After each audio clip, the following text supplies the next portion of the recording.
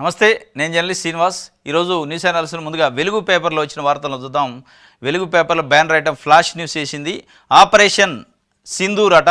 Pakistan terrorist స్థావరాలపై Bharat భీకర దాడులు చేసింది. మంగళవారం అర్ధరాత్రి విరుచుకుపడిన బలగాలు 9 చోట్ల ఉగ్రవాదుల స్థావరాలు నేలమట్టం, 12 మంది టెర్రరిస్టుల మృతి, 55 మందికి గాయాలు.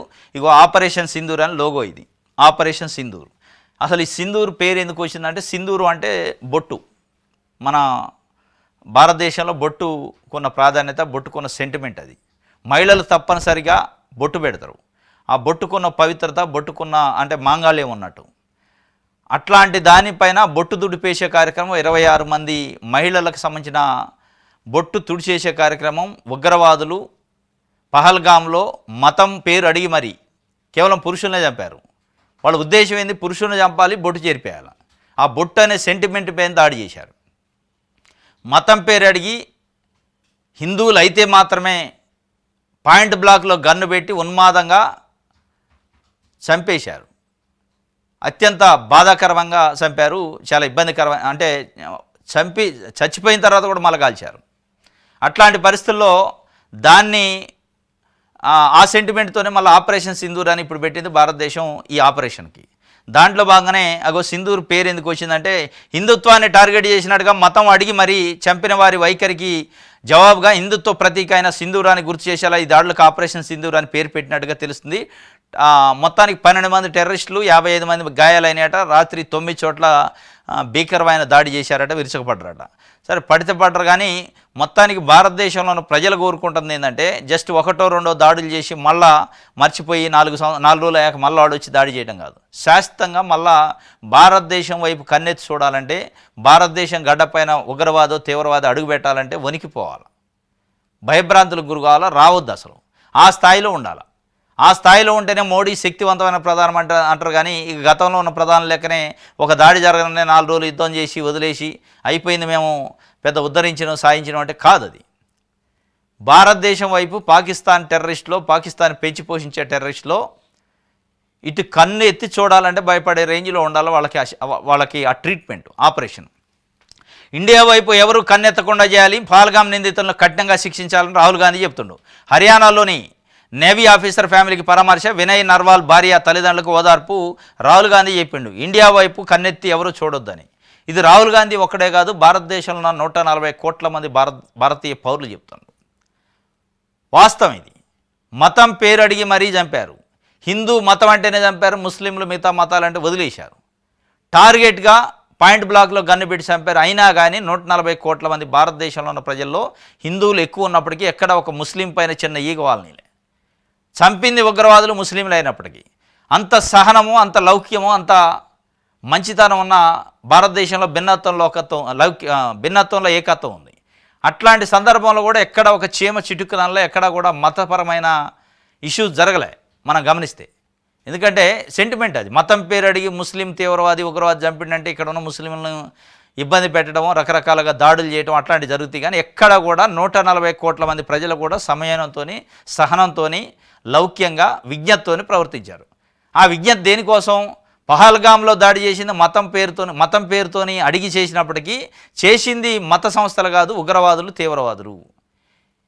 అక్కడ ఎవడో ముస్లిము మతం పేరు అడిగి చంపితే ఇక్కడున్న ముస్లింకో, ఇక్కడున్న ముస్లిం సంస్థలకో సంబంధం లేదు. కాబట్టి ఇక్కడున్న ముస్లిం సంస్థలు కూడా ఖండించినాయి. ఎట్టి పరిస్థితుల్లో వాళ్ళని ఓచకోత కొయ్యాల్సిందని చెప్పినాయి కూడా, ఎంఐఎం పార్టీతో సహా. అట్లాంటి విజ్ఞత ఉంది కాబట్టి ఆ విజ్ఞతని, వాళ్ళ యొక్క ఉందాతనాన్ని కాపాడాలి మోడీ. వాళ్ళ ఆకాంక్ష ఏంటంటే 140 కోట్ల మంది భారతదేశ ప్రజలది తప్పనిసరిగా మళ్ళా ఒకసారి పహల్గామ్ లాంటి దుర్ఘటన జరుగుతుంది. అసలు భారత గడ్డపైన అడుగు పెట్టాలంటే తీవ్రవాదికి, ఉగ్రవాదికి వెన్నులో వణుకుపుట్టాలి. పాకిస్తాన్ పెంచి పోషించే ఉగ్రవాద సంస్థలకు వెన్నులో వణుకుపుట్టాలి. పాకిస్తాన్కి కూడా వెన్నులో వణుకుపుట్టాలి. పాకిస్తాన్ అంతేందో చూడాలని కళ్ళగంటున్నారు. మరి అది కాకుండా మీరు ఏదో 4 రోజులు చేసి మేము సర్జికల్ స్ట్రైక్ చేసినాం, మోడీ శక్తివంతమైనడు అంటే అది కాదు. ఉన్నదన్నట్టుగా చెప్పింది. సీఎం మాటల్లో తప్పేముంది? 10 ఏళ్ళు కేసీఆర్ చేసిన అప్పులను ప్రజల ముందు ఉంచారు శ్రీధర్ బాబు. ఎన్నిసార్లు ఉంచుతారు? రేవంత్ రెడ్డి చెప్పిందే పనికిమాలిన మాట. ముఖ్యమంత్రి స్థాయిలో ఉండి నన్ను ఎవడు నమ్మట్లేదు, నన్ను దొంగ లెక్క చూస్తాను, ఢిల్లీ పోతే చెప్పులు ఎత్తపోతారేమని చూస్తారు. ఎవరని చెప్తారా ముఖ్యమంత్రి స్థాయిలో ఉండి? ఆయనే చెప్తున్నాడు కుటుంబ పరువును బజార్ని వేసుకోవద్దు, గుట్టుగా ఉంచితే సంసారం నడితే పరువు దక్కిద్ది, బయట పెట్టుకోవద్దు అని అన్నీ బయట పెట్టా. ఉద్యోగ సంఘాలను ఏమంటుందంటే మనం అంతా కుటుంబ పెద్దగా నేను చెప్తున్నా, చాలా బాధలు ఉన్నాయి, కుటుంబంలో ఉన్నట్టే అప్పులు ఉన్నాయి, ఆర్థిక ఇబ్బందులు ఉన్నాయి, వీటన్నిటిని బయట చెప్పుకుంటే కడుపు చించుకుంటే కాళ్ళ మీద పడిద్ది, చించుకోవద్దు, ఎవరు చెప్పుకోవద్దు అన్నాడు. అన్నాయనే మొత్తం కడుపు చించిండు, కాళ్ళ మీద వేసుకుంటూ నన్ను దొంగ అంటున్నారు అన్నాడు, చెప్పులు దొంగ అంటున్నారు అన్నాడు, బయట నమ్మట్లేదు, అప్పు ఇవ్వట్లేదు అని అన్నీ ఎంత పోవాలనో అంత పరువు తీసిండు ఆయనే. మళ్ళీ దానికి మంత్రులు సమర్థన. ఇక సపోర్ట్ చేయకుండా బాధి ఏముంది, ఉన్నదన్నట్టే చెప్పిండు. సీఎం మాటల్లో తప్పే ఉందంటే అంటే ముఖ్యమంత్రి దొంగ లెక్క చూస్తారా? ముఖ్యమంత్రి చెప్పులు ఎత్తపోయే దొంగ అది ఉన్నది ఉన్నట్ట అట చెప్తాడు ఎవడన్నా? సరే కేసీఆర్ మీద ఏదో అప్పులు చేసిండు అని చెప్పడం కోసం ఈయన దొంగ అనుకోవటం ఎందుకు? ఈయన ఉందా కాపాడుకోవాలి కదా. ముఖ్యమంత్రి ఇయాలా తెలంగాణలో 4 కోట్ల మంది ప్రజలకు బాస్ ఆయన. ఏదో గుంపు మేస్త్రి అంటారు, గుంపు మేస్త్రి కాదు బాసు. మళ్ళీ దానికి మంత్రులు సమర్థన. ఉన్నది ఉన్నట్టు చెప్పినగా కేసీఆర్ అప్పులు చేసిన ఎన్నిసార్లు చెబుతారు? ఫస్ట్ నుంచి చెప్పేదనే కదా కథ. 7 లక్షల కోట్ల అప్పులు చేసిన శ్వేతపత్రాలు చేసి నీటిపారుదల శాఖ, విద్యుత్ రంగం, ఫైనాన్స్ డిపార్ట్మెంట్ అన్నిటిపైన ఒక 7-8 వైట్ పేపర్స్ రిలీజ్ చేస్తారు, చెప్తారు. మళ్ళీ అదే చెప్తే ఏం సుఖం? మీరు ఏదైనా స్కీమ్ ఆగిందన్నప్పుడల్లా ఇది చెప్తుంటారు, నన్ను ఎవరు నమ్మట్లే, అప్పు పుట్టట్లే కేసీఆర్ వల్ల అని. అది సింపతి రాదు, దానివల్ల కేసీఆర్ని ఎవడు అండవు. మీ పరువే, మీ బట్టలు మీరు కూడా తీసుకుంటున్నారు. అర్థం కావట్లే మీకు. మరి ఏం సలహాలు ఇస్తారో? 10 ఏళ్ళు కేసీఆర్ చేసిన అప్పులను ప్రజల ముందు ఉంచారు. ముఖ్యమంత్రి ఆవేదనను ఉద్యోగులు తప్పుగా అర్థం చేసుకోవద్దు. ఎంప్లాయీస్ అందరూ మా మిత్రులే, ఆలస్యమైన సమస్యలు పరిష్కరిస్తాం. అందాల పోటీలకు ఉద్యోగుల సమస్యలకు సంబంధం ఏంటి? మంత్రులు హెలికాప్టర్ వాడితే తప్పేంటి? బీఆర్ఎస్ హయాంలో అధికారులు కూడా హెలికాప్టర్లు తిరగలేదా? ప్రభుత్వాన్ని నడపాలా లేదా అనేది బీజేపీ నిర్ణయిస్తుందా? అసెంబ్లీని ఎందుకు రద్దు చేయాలి? పాల్గాం ఘటనకు బాధ్యత వహించి మోదీ రాజీనామా చేస్తారని ప్రశ్న మీడియాతో శ్రీధర్ బాబు చిట్చాట్లో చెప్పిండు. ఇవన్నీ సరే రాజకీయాల కోసం మాట్లాడేది కానీ సరే బీఆర్ఎస్ వాళ్ళు ఏం శుద్ధపూసలు కాదు. వారు చెప్పేది ఇవాళ హెలికాప్టర్ల గురించో లేకపోతే అందాల పోటీల గురించో. వారు అప్పులు ఉన్నప్పుడే ఈ కార్ రేసింగ్ అని పెట్టిండు. చాలా కార్యక్రమాలు మీరు చేశారు. కానీ అది కాదు, ముఖ్యమంత్రిగా హుందాతనం కాపాడాలి. ఎంత ఇబ్బంది ఉన్నా దాన్ని బయట పెట్టుకునే కార్యక్రమం చేస్తే పరువుని, రాష్ట్రం పరువుని ఢిల్లీ నడివీధుల్లో తాకట్టు పెట్టుద్ది, మొత్తం పరువు తీతి, గాలి తీతి. ఆయన మీరు వ్యక్తిగా రేవంత్ రెడ్డిగా గాలి తీసుకుంటే తెలంగాణ సమాజానికి వచ్చిన నష్టమే లేదు. వ్యక్తిగా కాదు, మీరు ఒక వ్యక్తి కాదు, ఇవాళ ఒక వ్యవస్థకి బాస్, మీరు ముఖ్యమంత్రి. ఇవాళ ఏదో మీ కుటుంబంలో విషయాలైనట్టు బయట అంత ఈజీగా చెప్తే ఇవాళ రాష్ట్రం పరువు బాయ్. గమ్మత్ ఏంటంటే ఏ రాజకీయ నాయకుడి ఇంట్లో కరువు ఉండదు, ఏ రాజకీయ నాయకుడికి డబ్బులు కొద ఉండదు, కానీ రాష్ట్రానికి కొద వచ్చింది ఇప్పుడు. ఇది ఏముంది తప్పు చెప్తే ఏంది? మొత్తం దివాలు తీసినట్టు చెప్పొద్దా అంటున్నాం. హామీలు అమలు చేయకుంటే ఎక్కడికక్కడ నిలదీస్తాం, ప్రజలతో కలిసి మంత్రులు ఎమ్మెల్యేలను అడ్డుకుంటామని బండి సంజయ్ చెప్తుండు. హామీలు ఏది బీఆర్ఎస్ కాంగ్రెస్ ఇచ్చిన 6 గ్యారెంటీలకు సంబంధించి అమలు చేయకపోతే ఎక్కడికక్కడ అడ్డుకుంటారట. ఆంధ్రప్రభ చూద్దాం. యుద్ధం సన్నద్ధం, నేడు దేశవ్యాప్తంగా మాక్ డ్రిల్స్ చేస్తానట. దాదాపు 203 ప్రాంతాలలో ఇలా మాక్ డ్రిల్స్. అంటే ఒకవేళ యుద్ధం వస్తే ఎట్లా ఎదుర్కోవాలి, యుద్ధం వస్తే సామాన్య పౌరులు కూడా ఎట్లా దాన్ని ఎదుర్కోవడానికి, దాని నుంచి తప్పించుకోవడానికి, దాని నుంచి రక్షణ పొందడానికి ఎట్లా అనే కార్యక్రమాలు ట్రైనింగ్ ఇస్తారట, మాక్ డ్రిల్స్. దాంట్లో హైదరాబాదు, విశాఖపట్నం, తెలుగు రాష్ట్రాలు ఈ 2 కూడా 3 కేటగిరీలు విభజించారా. 3 కేటగిరీలో సెకండ్ కేటగిరీలో మన హైదరాబాద్ కూడా ఉంది. ఫస్ట్ కేటగిరీలో ఢిల్లీతో సహా కొన్ని సమస్యాత్మక ప్రాంతాలు, చాలా కీలకమైన ప్రాంతాలని సెకండ్ కేటగిరీలో మనం ఉన్నాం. హైదరాబాద్ అండ్ విశాఖపట్నం కూడా ఉంది. ఈ 2 చోట్ల కూడా ఇవాళ మాక్ డ్రిల్స్ ఉన్నాయి. దానికి సంబంధించి ప్రజల్ని సన్నద్ధం చేస్తున్నారు. ఆర్టీసీ సమ్మె వాయిదా, మంత్రి పొన్నంతో చర్చలు సఫలం. 3 ఐఏఎస్లతో కమిటీ వారంలోగా నివేదిక పరిష్కరించుకుంటే మళ్ళీ రోడ్డు ఎక్కుతామని ఆర్టీసీ జేఏసీ హెచ్చరించింది. ఆర్టీసీ వాళ్ళు వాస్తవంగా ఈ రోజు నుంచి సమ్మె చేయాలి. అయితే వాళ్ళు కార్మికులతోనే ఆర్టీసీ రవాణా శాఖ మంత్రి చర్చలు జరిపిండు.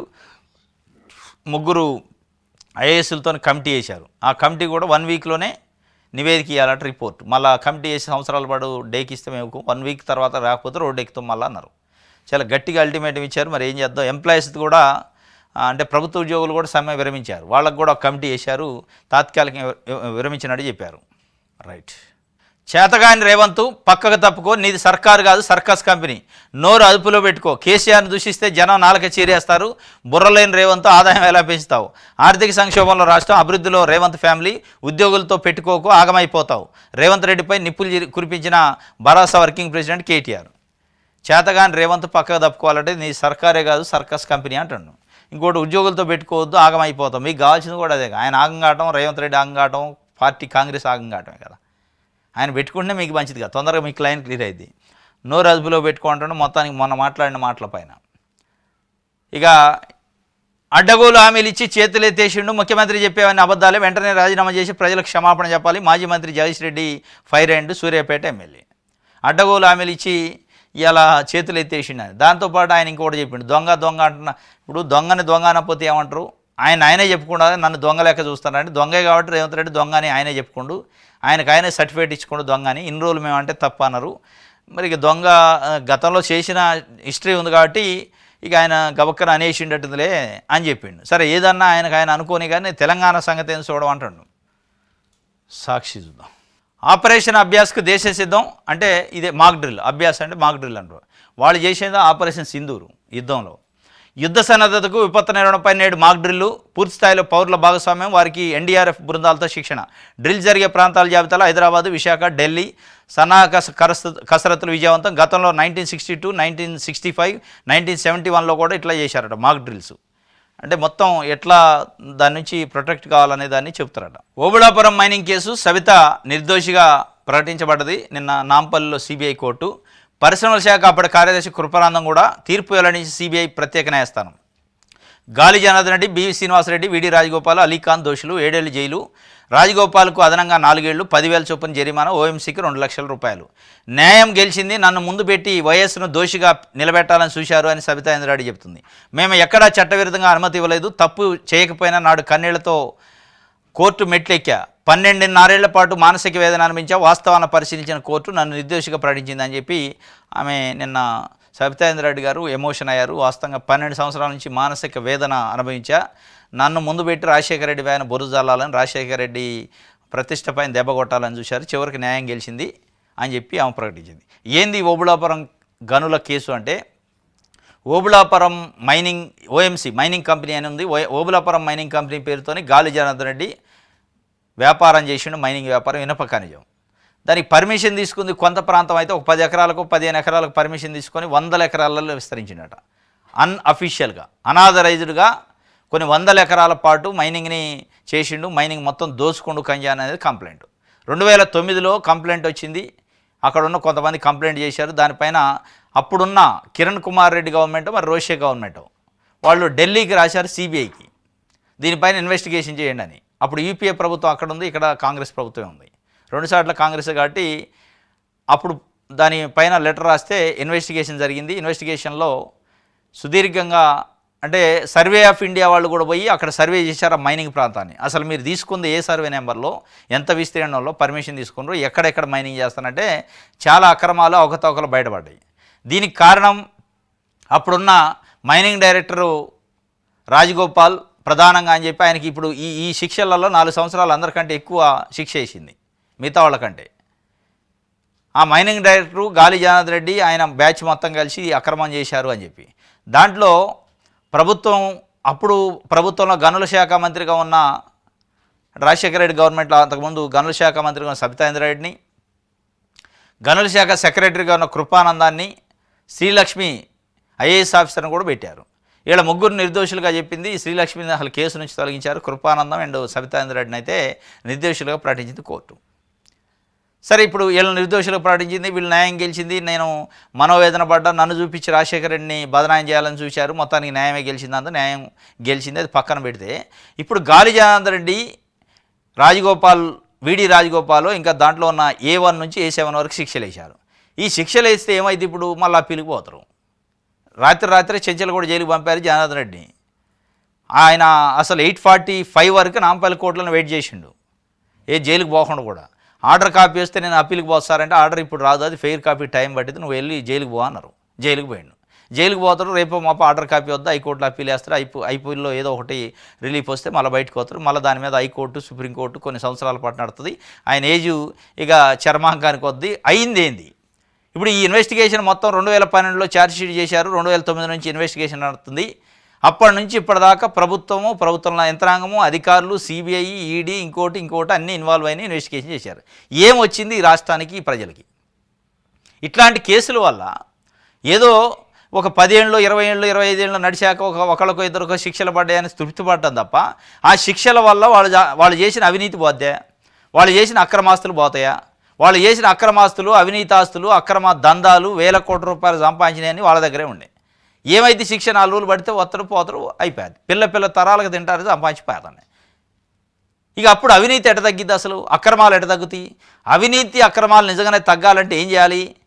ఇప్పుడు వీడి రాజగోపాలో, గాలి జనార్దన్ రెడ్డి, ఇంకోళ్ళు ఇప్పుడు శిక్ష పడ్డ వాళ్ళ దాంట్లో దోషులు ఉన్నారు కదా, వాళ్ళు సంపాదించిన ప్రతి రూపాయిని తీసుకొచ్చి ప్రభుత్వ ఖజానాలో పడేయాలి, అటాచ్ చేయాలి. వాళ్ళ జీతం పోను మిగతాది ఎంత అయితే ఉంటుందో మొత్తం కూడా అక్రమమే. అది అక్రమ సంపాదన అంతా తీసుకొచ్చి ప్రభుత్వ ఖజానాలో జమ చేస్తే గాలి జనార్దన్ రెడ్డి కానీ ఎవరిదైనా వాళ్ళకి అసలు లైఫ్ వేసినా అసలు శిక్ష పడ్డా లేకపోయినా అదే పెద్ద శిక్ష. అది వేసినప్పుడు ఏమైందంటే ఇంకోటి అవినీతి చేయాలంటే నేను గడ్డి దీన్ని నాన్న గడ్డి దీన్ని సంపాదించిన మళ్ళీ కోర్టు ఏదైనా కేసు అయితే అటాచ్ చేద్ది, ప్రభుత్వానికి పోతే ఆస్తులు ఎందుకు సంపాదించడం, కక్కుర్తిపడి ఏదో మంచి చేసుకుంటే రూల్ ప్రకారం పోతే పోద్ది కదని ఒక వాతావరణాన్ని రావాలి. అది రావాలంటే అటాచ్మెంట్ స్టార్ట్ కావాలి, రెవెన్యూ రికవరీ స్టార్ట్ కావాలి. రికవరీ ఆఫ్ రెవెన్యూ యాక్ట్ ఉంది, దాన్ని ప్రయోగించి వాడు సంపాదించిన ప్రతి రూపాయిని తీసుకొచ్చి అందులో అయితే తప్ప ఇప్పుడు వీళ్ళు వేల కోట్ల రూపాయలు సంపాదించాక కోటి రూపాయలు పెట్టి ఒక కోటో 2 కోట్లు పెట్టి సుప్రీంకోర్టులో ఒక జడ్జి ఒక అడ్వకేట్ని పెట్టుకుంటాడు, అయిపోయా. నీ కేసు ఎక్కడిదిగా? ఇక కేసు నడుతూనే ఉంటుంది, 20-25 ఏళ్ళు అయింది. కాబట్టి ఇది చేయాలి.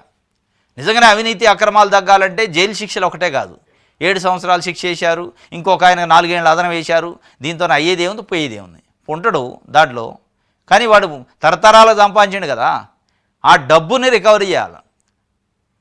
ఆ డబ్బును పెట్టే మొత్తం వ్యవస్థలు మేనేజ్ చేస్తుండు, కోర్టులు మేనేజ్ చేస్తుండు, వ్యవస్థలు మొత్తాన్ని మేనేజ్ చేసి బెయిల్ తెచ్చుకుంటుండు, అడ్వకేట్లు మేనేజ్ చేస్తుండు, అడ్వకేట్లు డబ్బులు ఇస్తుండు. అసలు ఆ డబ్బే లేకుండా చేస్తే ఆ డబ్బు మనం సంపాదించడం ఉండదు అనే ఒక వాతావరణం వస్తే ఏ ఆఫీసర్ తప్పు చేయడు, ఏ మంత్రి తప్పు చేయడు, ఏ యంత్రాంగం తప్పు చేయదు. ఏ రోజు బయటపడితే ఆ రోజు మన ఆస్తులు మొత్తం గుంజుకుంటారు అనే ఒక భయం రావాలి.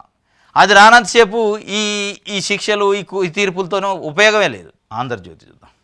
సంధ్యా కన్వెన్షన్ ఆక్రమణల కూల్చివేతట, గచ్చిబౌలిలో దాదాపు 1/2 ఎకరం కబ్జా, ప్లాట్ల యజమానుల ఫిర్యాదుతో రంగంలోకి హైడ్రా, 40 కోట్ల విలువైన స్థలంలో ఆక్రమణల తొలగింపు, గాజుల రామారంలో 15 ఎకరాల సర్కారీ భూమి స్వాధీనం, అక్రమ నిర్మాణాలు తొలగించి ఫెన్సింగ్ వేసిన హైడ్రా.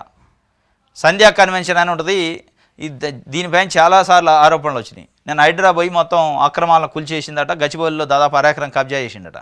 ఈ హైడ్రాది ఎట్టుందంటే ఈ తేలుగుట్టిన దొంగ లెక్క చేస్తుంది, ఎప్పుడు స్పందిస్తుందో తెలియదు, ఎప్పుడు ఏడ కూల్చిదో తెలియదు. మరి వాళ్ళకి మరి ఎట్లా ఇన్ఫర్మేషన్ వద్దో తెలియదు, కానీ ఆ సందర్భం లేకుండా అసలు నిజంగానే కబ్జా చేసి కొంతమంది పొలిటికల్ పార్టీల నాయకులు అన్ని పార్టీలలో ఉన్నారు. అందులో కాంగ్రెస్ ఉంది, బీఆర్ఎస్ ఉంది, బీజేపీ ఉంది, అన్ని పార్టీల నాయకులు ఉన్నారు. కబ్జాలు చేసి చెరువుల పక్కన మంచి ఫామ్ హౌజులు కట్టుకొని మంచిగా సీనరీ అంటే బీచ్ సీనరీ వచ్చేటట్టు కట్టుకున్న వాళ్ళు ఉన్నారు. అవి నిజంగానే ఎఫ్టీఎల్లో ఉన్నాయి, బఫర్ జోన్లో ఉన్నాయి అని అందరికీ తెలుసు. కానీ హైడ్రా అక్కడ పోదు, వాళ్ళకి కనపడదు. ఎక్కడెక్కడో ఒకటి రోజుకు ఒకటి అప్పుడప్పుడు ఒకటి 1/2 ఎకరం కబ్జా. ఈ 1/2 ఎకరాలు 1/4 ఎకరాలు ఏంది, 100 ఎకరాలు చెరువులు కబ్జా అయితే 1 ఎకరం 1/2 ఎకరం తీసి హైడ్రా పని చేస్తున్నట్టు నటించడం తప్ప దీంతో అయ్యేది ఏంది, పోయేది. ఒక్క రాజకీయ నాయకుడికి సంబంధించిన ఫామ్ హౌస్ కనీసం గేటు కాదు, ఇటుకు కూడా కదిలీలే. పేదోళ్ళు నల్ల చెరువుల్లో పేదోళ్ళు గుడిసెలు కట్టుకుంటూ గుడిసెలు గుర్తి తినే బియ్యంలో మన్ను పోసొత్తి. కానీ అదే పెద్దోళ్ళకి సంబంధించి ఒక్క ఇంటిని కూడా వాళ్ళకి లీగల్ ప్రొసీజర్ ఫాలో అయ్యి నోటీసులు ఇచ్చి వాళ్ళని హైకోర్టుకు పంపి హైకోర్టు నుంచి ఆర్డర్ తీసుకుంటే అవకాశం ఇస్తే పేదోళ్ళ కాడికి వచ్చేటాలకి లేదు అయిపోయింది, మీ టర్మ్ అయిపోయింది, అది అర్ధరాత్రి శనివారమా ఆదివారం ఏది లేదు, అది తినే తిండి ఉందా, కుండలలో తిండి ఉందా, బియ్యం ఉన్నా ఏది చూసేది లేదు, మన్ను పోసి పడేశారు వాళ్ళ నోట్లో. కానీ పెద్దోళ్ళ జోలికి పోయింది లేదు, ఒక్కడది కూడా 1/2 ఎకరం గుంజుకుంది లేదు. ఎప్పుడో ఒకసారి సంధ్యా కన్వెన్షనో లేకపోతే ఇంకోటో ఏమైనా లావాదేవీలు కుదరనో ప్రభుత్వంలో ఉన్న పెద్దలు ఎవరైనా కంప్లైంట్ పంపిస్తానో చేస్తాను తప్ప నిజంగానే జెన్యూన్గా ప్రజల నుంచి వచ్చిన కంప్లైంట్లు ప్రజలు అడుగుతున్న వాటిపైన చేయట్లే హైడ్రా. రైట్, ఇది ఆంధ్రజ్యోతికి సంబంధించి. ఎస్, ఇది ఈరోజు న్యూస్ అనాలిసిస్. రేపు తాజా వార్తలతో తిరిగి కలుసుకుందాం. Thank you.